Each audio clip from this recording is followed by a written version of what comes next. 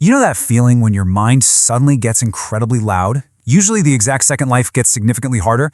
We've all been there, right? And normally we treat that feeling like it's the enemy. We tell ourselves, I gotta calm down, I just need to relax, I need to make this stop. But what if your stress response isn't actually a problem to be solved? What if we've been looking at this biological alarm system completely upside down?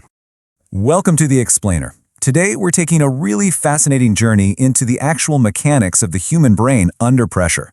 We're going to break down some practical, grounded techniques for training your brain to handle stress. And look, we're not just going to throw generic, think positive tips at you. Instead, we're exploring the less obvious ways your brain figures out what to do when the pressure is on and how you can actually rewire it from panic mode straight into performance mode. Okay, let's dive into this. The core thesis of everything we're looking at today comes down to this one idea. The goal isn't to eliminate stress, it's to train your brain to stay useful while stress is happening. Think about how incredibly liberating that is. If you're someone who deals with racing thoughts or decision fatigue or just that overwhelming sense that everything is suddenly a five-alarm fire, your objective is not to become some perfectly zen, permanently calm person. Your objective is simply utility. You're training to stay useful in the middle of the chaos. Act 1. Reframing the alarm. Let's talk about changing the encounter. So, the first shift we need to make is surprisingly simple, but it is absolutely profound. The old instinct, the one we basically all default to, is to ask, how do I get rid of this feeling? We treat every uncomfortable physical sensation as a totally fatal error. But consider a new framework. Ask yourself, what is this response preparing me to do? Think about it. When your heart starts pounding right before a major presentation, your brain might interpret that as a sign you're losing control. But biologically, your body is literally just mobilizing energy. By asking what it's preparing you to do, you stop fighting the physical reaction and you actually start utilizing it. And this brilliantly illustrates the concept of cognitive reappraisal. It's essentially just changing the meaning you assign to an event. Research on stress appraisal shows us that whether we interpret a demanding situation as a threat or as a challenge, actually changes our physiological and psychological responses. You aren't trying to trick yourself into thinking stress feels amazing. You are literally just teaching your brain that physical activation does not automatically equal danger. Once you realize that activation isn't danger, you can move right to the next step, which is giving stress a job. The second stress appears, identify the exact task it's trying to help you perform. Nervous before a tough conversation? Okay, the job might be to pay close attention. About to head into an interview, the job is to retrieve information quickly. Doing this completely changes the narrative. Instead of just vaguely feeling, I'm stressed, you're actively telling your brain, all right, my system is getting me ready to concentrate. It takes this massive, scary emotional cloud and shrinks it down into a highly specific, actionable assignment. Moving right along to Act 2, staying useful under pressure. This is the battle. Look, when you're overwhelmed, the absolute last thing you want to be doing is improvising. You need a protocol. Something like a first 60-second sequence. The specific steps here are highly effective. Stop talking, slow your breathing, look around, identify the actual problem, and then choose one action. But the real secret sauce here? It's that you pre-decided them.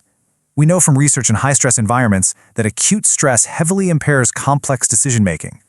By having this exact sequence totally locked in before the stress hits, you literally save yourself from having to invent a response out of thin air when your brain is already overloaded. And speaking of decision-making, we really need to talk about how you operate your brain's gears under pressure. You have to train yourself to deliberately alternate speeds. For routine, low-stakes decisions, you want fast thinking. Decide quickly, move on. But for high-consequence, major impact decisions, you absolutely must use slow thinking. Pause, evaluate. I know, it sounds obvious, right? But stressed people often do the exact opposite. They'll agonize over trivial stuff like what to eat or what to wear, and then make massive, high-impact decisions purely on emotional impulse. We have to lock this rule in. Low consequence, decide quickly. High consequence, hit pause. Now, when that emotional impulse tries to take the wheel, your mind is going to start predicting absolute, utter disaster. When that happens, do not waste 20 minutes arguing with your own fears. Instead, deploy this one-sentence reality check. What do I know for sure right now? Not what might happen, not what your worst nightmare is. What do you actually have hard evidence for right at this very second? It's beautifully simple, and it forces a hard wedge between actual reality and wild prediction. It stops your mind in its tracks when it tries to run miles ahead of the facts. So, the crucial point is this: stop the second stressor. Think back to your last really bad day. Usually, the original stressor, like, say, missing a deadline, is totally manageable. It's the second stressor that actually destroys you. It's missing the deadline and then aggressively attacking your own character, or replaying a minor criticism in your head for 2 straight hours, or convincing yourself that one single mistake just ruined your entire career. A massive chunk of your unnecessary suffering lives right there in that second stressor. We absolutely have to learn to stop adding fuel to a fire that isn't actually burning. Which brings us to Act 3, Mastering the Recovery, the Aftermath. I want you to burn these two numbers into your mind for a second. 5 versus 50. After a difficult situation, most people ask themselves, man, how stressful is that? But honestly, that's the wrong metric entirely. What you should be asking is, how quickly did I recover? Did you make a mistake, recover in 5 minutes and get right back to the task at hand? Or did you let it drag on for 50 minutes, just endlessly replaying the event? This is what we call your recovery score, and it is the single truest measure of how well your brain is actually handling pressure. To improve that score, we gotta change how we prepare for the worst. Most people naturally rehearse performance, right? They close their eyes and imagine executing a task flawlessly. But a truly resilient brain, it practices rehearsing recovery. Imagine yourself totally stumbling over an answer. Imagine getting some really harsh feedback. And then visualize yourself taking the very next useful action. By actually visualizing the stumble, you're teaching your brain a massive lesson. You're saying, hey, even if this moment isn't perfect, I already have a recovery sequence ready. It makes the uncertainty feel infinitely less threatening. And look, when you inevitably do stumble out there in the real world, you need to know how to process it. We have to turn mistakes into data, not identity. After a misstep, break it down into objective facts. Tell yourself, I made an error and the situation had these contributing factors. The one thing you absolutely must avoid is jumping to the conclusion, I am an incompetent person. Those first 2 statements, that's a brief, highly useful post-event analysis. That third one is just a destructive, emotional replay that turns a single, isolated event into your core identity. Keep it objective, folks. Treat it like data. Now, what's really interesting about this slide is how it perfectly combats the brain's natural negativity bias at the end of the day. A stressed brain is exceptionally good at remembering exactly what went wrong and surprisingly terrible at registering what you actually successfully handled. So don't leave it up to your memory. End your day by forcing real evidence into the record. Literally write down one thing you handled, one thing you learned, and this is key, one thing you can safely leave unfinished.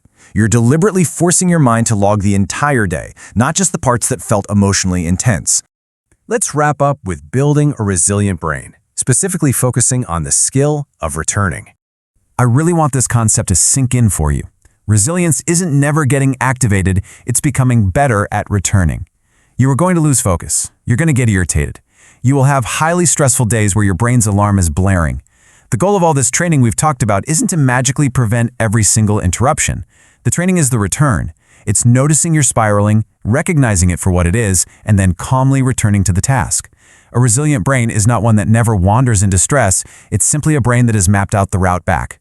So I want to leave you with a final provocative thought. We've looked at the evidence today. We know that stress is simply your body mobilizing energy. We know you can separate the vague emotional cloud from the actual specific assignment.